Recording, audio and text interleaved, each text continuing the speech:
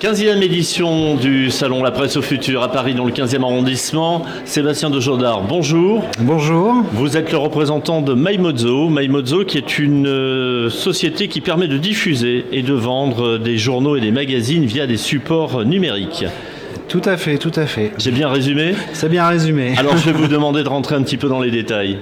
Alors dans les détails, déjà MyMozo, donc comme vous l'avez dit, ça fait partie de la société Forcom qui a été fondée en 2007 justement avec MyMozo. L'objectif premier était d'assurer la diffusion numérique sur tout ce qui était support mobile. Puis avec le temps, ça a évolué. De toute façon, les problématiques sont aussi évoluées parce qu'à l'époque, on se demandait si le numérique aurait de l'avenir. Aujourd'hui, vous ne vous posez plus la question ?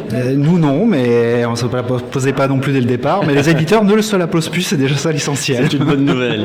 Voilà, tout à fait. Vous avez combien de salariés au sein de MyMozo ? Au sein de MyMozo, on est une dizaine. D'accord. Ça suffit amplement, essentiellement des développeurs. Vous êtes implanté sur Paris ? À côté, à Bussy-Saint-Georges. D'accord. Voilà, tout à fait. Quels sont vos clients aujourd'hui ? Alors, ça va être des clients aussi bien, je dirais, qui vont avoir un nom qui va résonner par leur taille, comme le groupe Marie-Claire ou les éditions La Rivière. Donc, mais comme la solution permet à la fois de répondre en termes de qualité à ces profils-ci, mais en même temps d'être abordable, on va aussi avoir des magazines où parfois vous avez qu'une seule personne qui travaille au sein de la structure. Alors, expliquez-nous un petit peu comment vous fonctionnez avec vos clients. Vous leur proposez quoi finalement quel résultat pour eux d'être présents partout sur le numérique, sous quelle forme ? Eh bien déjà, ce qu'on cherche, c'est de la simplicité et de l'automatisation. C'est-à-dire que le but, c'est que tout le monde, quel que soit le système, est en mesure de créer un PDF. On va utiliser ce PDF qui peut nous être fourni de différentes façons, dont via certains systèmes éditoriaux qui sont partenaires. Et l'idée, c'est que globalement, l'éditeur se concentre sur son magazine. Et nous, on va se concentrer sur la diffusion. Donc, on va diffuser sur iOS, sur Android, sur le web de manière tout à fait automatique. L'éditeur n'a qu'une seule chose à faire, c'est fournir le PDF. Après, s'il veut un certain nombre d'équipements supplémentaires, c'est tout à fait possible. Et ça, afin de créer de la vie sur l'application. Aujourd'hui, ce qu'on veut, en tant que lecteur, c'est avoir une application sur laquelle on va trouver un titre, d'accord, mais tout son univers. Donc, on va pouvoir mettre des podcasts, des vidéos, des articles complémentaires. Du contenu additionnel. Du contenu additionnel, voilà, c'est bien résumé. Vous parlez de cet univers-là, quand on est une marque et qu'on souhaite s'engager avec vous, c'est tout l'univers qui vient avec MyMozo ou vous souhaitez aussi rajouter votre touche pour ensuite assurer la diffusion derrière ? Non, c'est l'univers de la marque. L'application est faite vraiment au nom de l'éditeur. Suivant les configurations, parfois on peut avoir des applications multititres. On va quand même conseiller qu'il y ait une ligne éditoriale ou au moins des thèmes qui soient proches pour que ça reste sensé pour le lecteur. Parce qu'à la différence du web où on accepte d'avoir un peu tout, le lecteur mobile, il aime bien avoir vraiment un titre ou un univers et il n'a pas forcément envie d'être pollué, si je puis dire, par des titres autres, parce que le mobile, on l'a toujours dans la poche, on a l'environnement.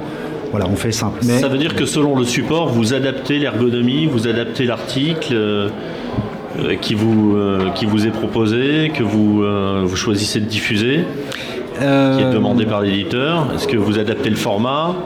Oui, tout à fait. Déjà, alors il y a un certain nombre d'éléments. Déjà, on a un mode de lecture qui est breveté sur iPhone, qui est la lecture à une main, qui permet tout simplement de naviguer dans la maquette, dans le magazine sans rompre le contrat de lecture. On suit tout simplement et d'avoir une vue agrandie de ce qu'on est en train de lire. Maintenant, c'est un mode qui est innovant, breveté, c'est vrai, mais pas forcément accessible de prime abord par tout le monde, parce que tout le monde n'a pas l'habitude. Donc, on a aussi des modes classiques de lecture qui vont avec, et c'est le lecteur. Là, c'est le lecteur qui va choisir ce qu'il veut regarder.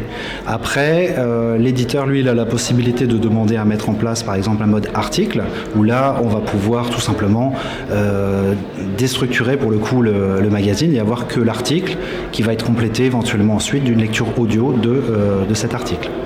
On parle d'un format assez simple lorsque on souhaite adapter un article écrit en numérique, puisqu'il y a le PDF, vous l'évoquez. Pour ce qui est du format audio-vidéo, ça peut paraître un peu plus complexe. Qu'est-ce qui, chez MyMozo, permet d'assurer en toute tranquillité pour un groupe de médias les diffusions de ces nouveaux supports-là sur tous les supports? Alors il y a deux façons. Alors il y a soit on va dire le contenu vidéo ou audio qui a du sens par rapport à un article précis qui se situe dans le magazine, auquel cas il y a l'outil d'enrichissement qui permet de l'ajouter de manière très simple, en quelques clics, c'est très rapide. Limité finalement entre l'article et le nouveau contenu. Exactement, pour avoir un peu de bonus ou parfois on m'avait expliqué, par exemple un éditeur m'avait dit nous l'édito il est fait à partir d'une vidéo et l'édito écrit est un résumé, et bien on va pouvoir ajouter la vidéo.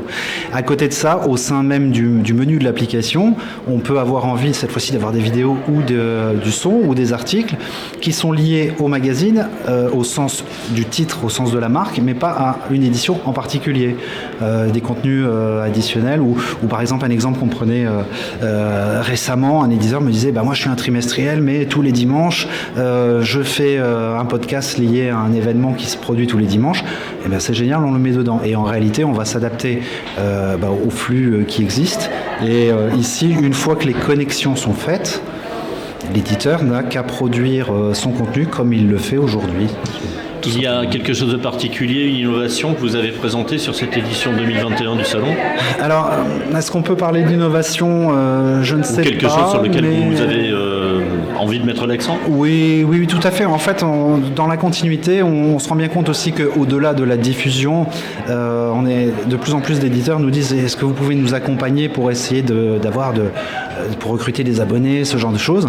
Donc en fait, aujourd'hui, on avait déjà la possibilité de permettre à l'éditeur de choisir un certain nombre de pages à mettre en gratuit une fois qu'on est sur l'application, qu'on est sur le portail pour découvrir le magazine avant de l'acheter.